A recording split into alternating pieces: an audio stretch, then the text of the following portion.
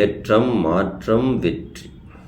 அப்போ அதைத்தான் சொன்னேன், ராஜயோகமாக அமைந்து விட்டது அப்படின்னு சொல்லலாம். ராஜயோகம்னா எப்படி? ஆன்மீக புகழ், கௌரவம், அந்தஸ்து, அதீத சொத்து, திடீர் ஒரு பணவரவு. கௌரவம்னாலே பணம் தானே. ஒரு பெரிய புகழ்ச்சி உங்களுக்கு இந்த ஆண்டு கிடச்சிருக்கு.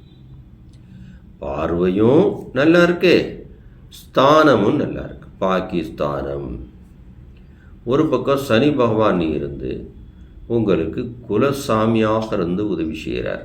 5ஆம் இடம், 5ஆம் இடத்துக்குள்ள சனி பகவான் இருக்கிறது சிறப்பு. அப்போ விருச்சிக ராசி அன்பு சகோதர சகோதரிகளை, இந்த ஆண்டு உங்களுக்கு எந்த வகையில் எடுத்துக்கொண்டாலும் அற்புதமாக இருக்கு. ராஜயோகம்னு நம்ம சொல்லலாம். தொழிலில் பெரிய வெற்றி, புதிய வீடு வாகனம் வாங்கிறது, பெருங்கொண்ட லாபம் ஈட்டுவது, வெளிநாடு பயணங்கள், ஆன்மீக பயணங்கள் செல்வது, வெளியூரில் போய் சொத்து வாங்கிறது, இதெல்லாம் இந்த ஆண்டு நடக்கும்.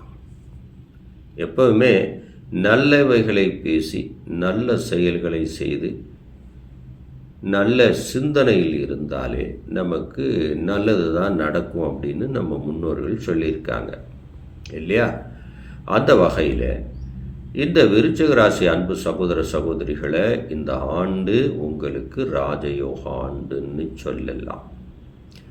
பிரிஞ்சு போன உறவுகள் ஒன்று சேருவாங்க.